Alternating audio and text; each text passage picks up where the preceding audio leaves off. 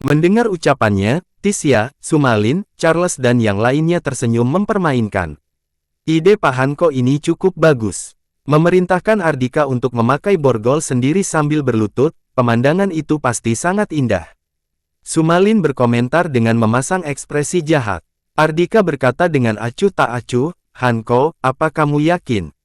Berani-beraninya kamu memerintahkanku untuk memakai borgol sambil berlutut. Kenapa? Memangnya kamu adalah seorang tokoh besar yang luar biasa hebat?"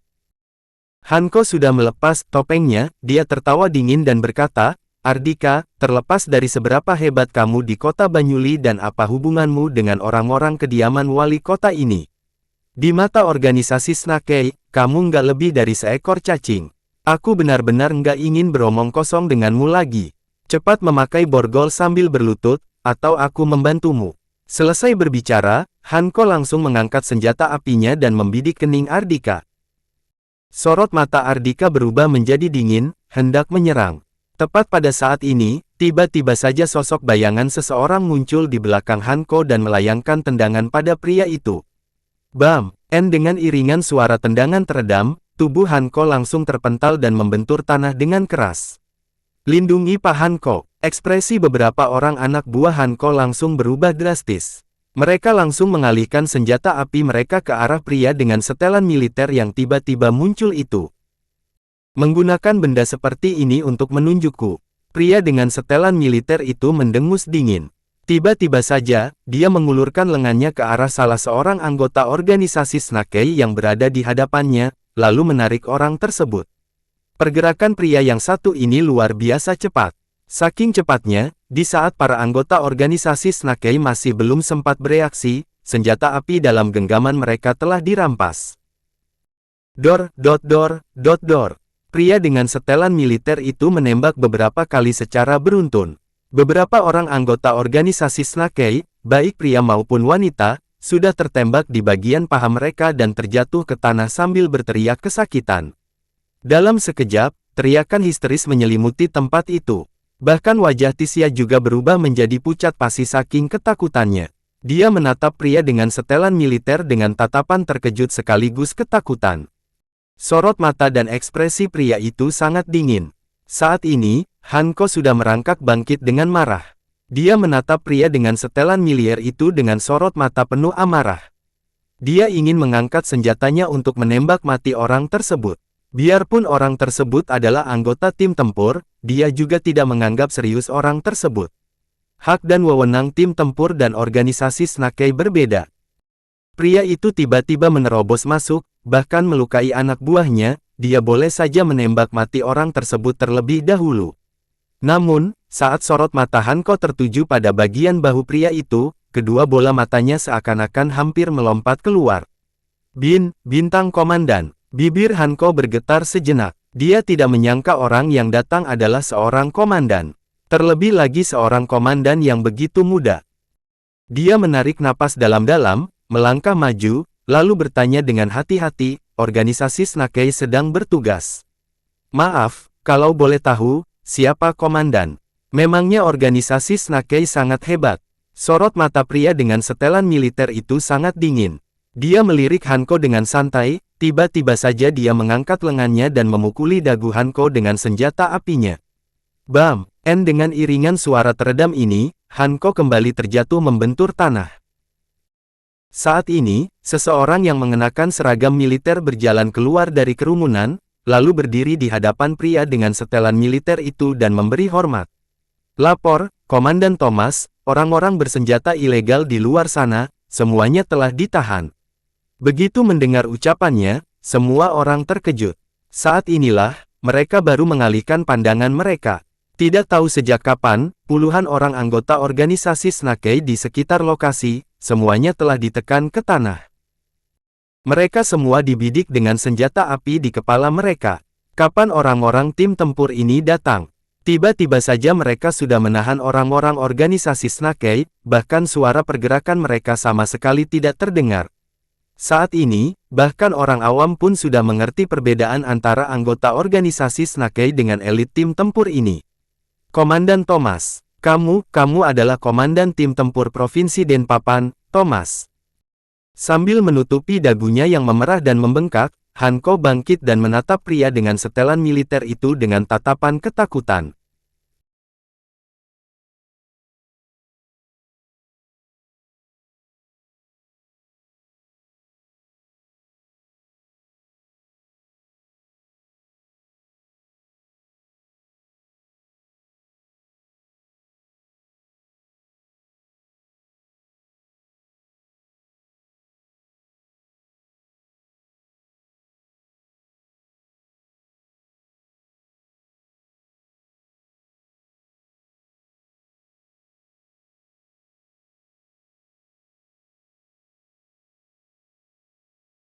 Komandan Tim Tempur Provinsi Denpapan, Thomas. Begitu mendengar ucapannya, semua orang melemparkan sorot mata terkejut ke arah pria dengan setelan militer itu. Di usianya yang baru 30 tahun, dia sudah memimpin tim tempur satu provinsi. Walaupun kedudukannya tidak bisa dikatakan setara dengan Kodam satu provinsi, tetapi paling tidak saat ada pertemuan, juga sudah bisa duduk sebaris. Orang seperti ini selalu menjadi pusat perhatian kemanapun dia pergi. Orang-orang jenius seperti Vita dan Hanko sama sekali bukan apa-apa saat berhadapan dengannya. Thomas memainkan senjata api dalam genggamannya dengan santai, lalu berkata dengan acuh tak acuh, membawa senjata api untuk memblokade kediaman wali kota. Hal seperti ini bahkan nggak berani orang-orang tim tempur lakukan. Sejak kapan organisasi Snakey menjadi begitu arogan? Hanko berkata dengan ekspresi muram, Komandan Thomas, organisasi Snakey sedang bertugas. Ardika bersembunyi di dalam kediaman wali kota. Dalam situasi terpaksa, kami baru terpaksa menunggunya di sini, kami nggak bermaksud untuk memblokade kediaman wali kota Banyuli. Lagi pula, tim tempur dan organisasi Snakey dikategorikan dalam dua sistem yang berbeda, seharusnya Komandan Thomas nggak berhak ikut campur dalam urusan organisasi Snakey, bukan? Walaupun nada bicara Hanko terbilang sungkan, tetapi ancaman juga terdengar jelas dalam ucapannya. Pendukungnya adalah organisasi Snakey. Terlepas dari seberapa tinggi jabatan dan betapa terhormat identitas Thomas, pria itu juga tidak mungkin ikut campur dalam urusan organisasi Snakey. Tim tempur ikut campur dalam urusan pemerintahan sebuah kota adalah hal yang tabu. Karena itulah, Hanko masih punya sedikit kepercayaan diri. Kenapa? Ingin menggunakan organisasi Snakey untuk menekanku. Thomas tersenyum. Tiba-tiba saja, dia mengangkat senjata api dalam genggamannya, lalu berkata dengan acuh tak acuh. Tim tempur Provinsi Denpapan sedang menyelidiki kasus hilangnya senjata api militer kami. Sekarang aku mencurigai senjata api ini adalah senjata api militer yang menghilang itu. Aku sudah mengikuti kalian hingga ke sini sekarang, jadi aku membawa prajuritku kemari untuk melakukan penyelidikan. Kebetulan kami mendapati senjata api yang hilang itu muncul di tangan kalian. Kami ingin membawa kalian ke tim tempur Provinsi Denpapan untuk menjalani pemeriksaan. Apa sekarang aku sudah berhak untuk melakukan intervensi? Hanko tidak menyangka Thomas begitu arogan. Bisa-bisanya pria itu mengarang bebas tepat di hadapannya. Dengan ekspresi masam, dia berkata, Komandan Thomas, jangan menuduh orang sembarangan. Kamu bilang hilangnya senjata api militer ada hubungannya dengan kami, apa kamu punya bukti? Berani-beraninya kamu menanyakan bukti padaku. Thomas tiba-tiba melangkah maju, lalu melayangkan satu tendangan hingga Hanko terjatuh ke tanah lagi. Kalau begitu, apa kalian punya bukti menangkap Kak Ardika? Kak Ardika, begitu mendengar panggilan Thomas terhadap Ardika, semua orang langsung mengerti apa yang sedang terjadi. Thomas bukan datang untuk menyelidiki kasus kehilangan senjata api militer, melainkan datang untuk melindungi Ardika. Satu persatu orang-orang itu melemparkan sorot mata terkejut ke arah Ardika. Bahkan Tisya juga terkejut bukan main, ekspresinya tampak sedikit muram. Seorang menantu benalu rendahan ini benar-benar memberikan kejutan lagi dan lagi. Bahkan Komandan Thomas dari tim tempur Provinsi Denpapan juga datang secara pribadi dengan membawa anggotanya untuk membela Ardika. Hanko yang sudah 3 kali dipukul oleh Thomas sudah marah besar. Saat ini, dia berteriak dengan marah, organisasi Snakey adalah organisasi khusus, berhak untuk melakukan penangkapan terlebih dahulu sebelum melakukan penyelidikan. Kalau begitu, kebetulan sekali, tim tempur juga punya hak seperti itu. Thomas tersenyum dan berkata, apa kamu nggak tahu keamanan negara adalah yang terpenting? Terutama kasus besar seperti kehilangan senjata api militer ini, kami paling diprioritaskan. Hanko sudah mengerti. Thomas sudah bertekad kuat untuk melindungi Ardika. Pria itu tidak takut menghadapi risiko, tetap memilih untuk menekannya. Hanko merangkak bangkit perlahan-lahan. Dia melirik Ardika dengan sorot mata dingin, lalu berkata pada Thomas dengan suara dalam, sepertinya dengan adanya Komandan Thomas di sini, aku sudah ditakdirkan nggak bisa membawa Ardika pergi. Ibarat tidak bisa berbicara logis dengan orang tak berakal sehat. Organisasi Snakey sudah cukup tidak masuk akal, tetapi bertemu dengan Thomas yang lebih tidak masuk akal lagi, dia juga tidak berdaya. Dilihat dari sikap arogan Thomas, kalau dia benar-benar menyulut amarah pria itu pasti berani menembaknya. Thomas berkata dengan ekspresi meremehkan, karena sudah mengerti, maka nyahlah sana. Sebelum aku pergi, aku juga berharap Komandan Thomas mengerti satu hal. Hanko benar-benar enggan melepaskan Ardika begitu saja, dia enggan menerima kekalahannya. Dia tidak bisa menahan diri untuk tertawa dingin dan berkata, hari ini Komandan Thomas bisa melindungi Ardika, bagaimana dengan besok? Bagaimana dengan lusa? Aku nggak percaya Komandan Thomas bisa melindunginya selamanya. Thomas mengangkat alisnya dan berkata, kamu sedang mengancamku. Nggak bermaksud mengancam. Hanko menggelengkan kepalanya dan berkata, aku hanya berbicara sesuai fakta. Bagaimanapun juga, Komandan Thomas harus mengurus urusan militer satu provinsi, sangat sibuk, nggak mungkin bisa melindungi Ardika setiap saat, pasti ada saat-saat kamu nggak bisa melindunginya. Maksud tersirat dari ucapannya sangat jelas. Makin Thomas melindungi Ardika, dia akan makin gencar mencari kesempatan untuk menyerang Ardika. Thomas tiba-tiba tertawa. Sungguh menarik. Seekor cacing yang hanya mengandalkan organisasi Snakey berani berlagak hebat di hadapanku. Tiba-tiba, dia melangkah satu langkah, lalu melayangkan satu tamparan ke wajah Hanko hingga pria itu terjatuh ke tanah. Kemudian, Thomas menginjak dada Hanko, lalu sedikit membungkukkan badannya, menatap Hanko dengan tatapan dingin. Apakah kamu sudah lupa? Aku masih punya satu identitas lagi. Biarpun aku melepas seragam militerku ini, aku juga bisa menginjak-injak kamu dengan mudah. Percaya atau enggak, biarpun aku menghabisimu sekarang, baik organisasi Snakey maupun keluarga Sudipya, enggak akan berani berkomentar apapun. Awalnya Hanko masih memelototi Thomas dengan tatapan tajam. Namun, setelah mendengar ucapan Thomas ini, ekspresinya tiba-tiba berubah drastis. Untuk pertama kalinya, sorot mata ketakutan muncul di matanya. Keluarga bangsawan Dienga Supam. Sementara itu, setelah mendengar Hanko mengucapkan 4 kata itu, ekspresi banyak orang di tempat itu langsung berubah. Bahkan Tisya juga menatap Thomas dengan ekspresi terkejut. Untuk pertama kalinya, sorot mata ketakutan tampak jelas di matanya. Kini, di negara Nusantara, hanya keluarga kaya legendaris yang disebut dengan keluarga bangsawan. Keluarga bangsawan Dienga Supam adalah salah satunya. Ini adalah sebuah keluarga yang luar biasa kaya.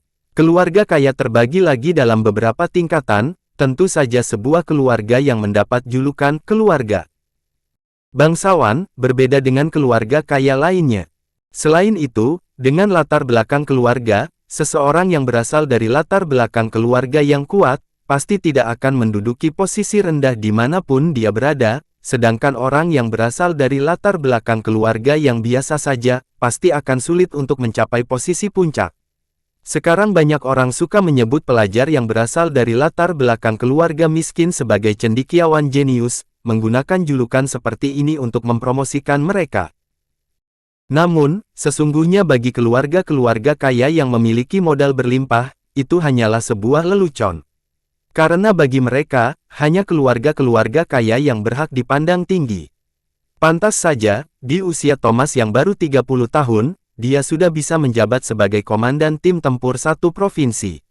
Dia bisa menduduki posisinya ini bukan hanya mengandalkan prestasi militernya yang gemilang, tetapi juga latar belakang keluarganya yang luar biasa. Tidak perlu diragukan lagi, keluarga bangsawan Dienga Supam menduduki posisi puncak. Kalau keluarga kaya bisa dibandingkan dengan mereka, bukanlah apa-apa. Dengan identitas dan latar belakang Thomas, dia benar-benar pantas mengucapkan kata-kata tadi. Jadi, akhirnya sorot mata ketakutan terlihat di mata Hanko. Bagaimanapun juga, Thomas benar-benar bisa membunuhnya kapan saja. Namun, Hanko bukanlah orang yang lemah seperti Huris. Selama ini, dia telah mengalami banyak penghinaan dan penderitaan. Dia adalah orang yang sangat ambisius. Dia tidak hanya ingin mengambil alih keluarga Sudipya, dia juga ingin menduduki posisi yang lebih tinggi di dalam organisasi Snake. Kalau dia langsung menyerah begitu saja, apa kelak dia masih punya kesempatan? Saat ini, di bawah injakan kaki Thomas, Hanko berusaha keras mengangkat kepalanya. Seulas senyum liar menghiasi wajahnya. Thomas, biarpun kamu berasal dari keluarga bangsawan Dienga Supam, apa kamu bisa membunuhku? Nyawaku memang nggak berharga. Biarpun kamu membunuhku, juga nggak akan ada masalah. Tapi, kamu juga punya musuh, kan? Baik di internal keluarga bangsawan Dienga Supam, atau di keluarga bangsawan lainnya. Kamu sudah menjadi komandan tim tempur Provinsi Denpapan di usia 30 tahun, memiliki status yang tinggi dan pengaruh yang besar, pasti banyak orang yang iri padamu, kan? Thomas, apa kamu pikir musuh-musuhmu itu nggak akan membesar-besarkan hal yang kamu anggap nggak penting ini? Hanya dengan adanya setitik noda, maka kariermu akan hancur. Ayo, kalau kamu merasa kamu bisa menanggung konsekuensi seperti ini, bunuh saja aku sekarang juga. Hahaha, sambil tertawa liar, Hanko menatap Thomas dengan ekspresi provokatif.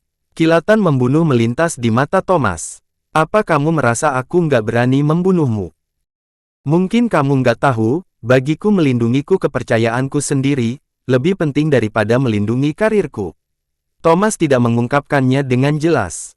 Kepercayaannya adalah Ardika. Selesai berbicara, Thomas mengerahkan sedikit kekuatan pada kakinya, berencana untuk menghabisi Hanko saat itu juga. Thomas, Ardika tiba-tiba memanggilnya, lalu berkata dengan dingin, lepaskan dia.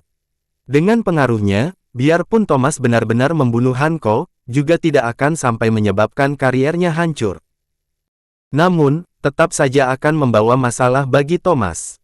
Terlebih lagi, Ardika juga tahu jelas ucapan Hanko memang benar. Makin tinggi posisi seseorang, makin besar pula tanggung jawabnya. Latar belakang Thomas mengisyaratkan begitu dia lahir, dia sudah menanggung beban yang sangat berat. Memegang kekuasaan militer satu provinsi di usia muda, di balik prestasi gemilang itu, sesungguhnya ada kesulitan dan bahaya yang tidak diketahui oleh orang lain. Tidak tahu berapa banyak orang yang mengawasi gerak-geriknya. Selama melakukan sedikit kesalahan saja, akan ada banyak orang yang menargetkan Thomas. Ardika tidak ingin membawa terlalu banyak masalah bagi Thomas hanya karena masalah sepele seperti ini. Thomas mengerutkan keningnya, lalu mengurungkan niatnya untuk menyerang. Bam! Dia menendang Hanko lagi, lalu berkata dengan dingin, hari ini aku ampuni nyawamu dulu. Kembalilah dan beri tahu Camir. Kali ini organisasi Snake telah memprovokasi orang yang nggak bisa kalian provokasi. Suruh dia datang ke kota Banyuli, lalu berlutut memohon pengampunan. Kalau bisa, usahakan mendapatkan pengampunan dari orangnya. Kalau enggak, aku takut kelak organisasi Snake akan menghilang dari dalam daftar 4 organisasi besar. Saking kesakitannya, Hanko berguling-guling di tanah. Penampilannya saat ini benar-benar sangat menyedihkan. Dalam lubuk hatinya, dia sangat membenci Thomas, tetapi dia juga tahu Thomas benar-benar punya kemampuan untuk menekannya. Namun, setelah mendengar ucapan Thomas, dia tetap tidak bisa menahan diri dan berkata dengan keras kepala, Komandan Thomas, kamu nggak perlu mengarang cerita seperti ini untuk menggertakku. Walau keluarga bangsawan Dienga Supam kuat, organisasi Snake juga nggak lemah. Bagaimana kamu bisa membuat organisasi Snake menghilang? Adapun mengenai Ardika yang kamu bicarakan itu, hehe, kalau dia benar-benar punya identitas yang luar biasa, mengapa dia malah menjadi menantu benalu dan bertugas menuangkan air cuci kaki orang lain? Saat ini, emosi Hanko sedang bergejolak. Tanpa dia sadari, dia melawan Thomas secara terang-terangan. Dia sama sekali tidak mempertimbangkan dengan saksama. Dengan identitas Thomas, bagaimana mungkin Thomas menurunkan harga dirinya untuk menjilat Ardika? Sepertinya beberapa tendangan tadi, masih belum cukup untuk membuatmu merasakan sakit. Thomas menggelengkan kepalanya, hendak maju sekali lagi untuk memberi pelajaran pada Hanko. Tepat pada saat ini, Tisya berkata dengan tegas, Thomas. Biarpun kamu adalah komandan tim tempur Provinsi Denpapan, kamu juga nggak berhak ikut campur dalam urusan kota Banyuli. Terlebih lagi, Ardika nggak hanya menyinggung organisasi Snakey, juga terlibat dalam pembunuhan beberapa orang warga negara asing. Tindak kejahatan yang dilakukannya sangat besar. Apa hari ini kamu yakin ingin bermusuhan dengan kami hanya demi melindungi seorang pembunuh? Perlu kamu ketahui, kata-kata keluarga Basuki Kota Gamiga, bisa langsung sampai ke atasanmu. Apakah kamu nggak takut tindakanmu sampai ke telinga atasanmu?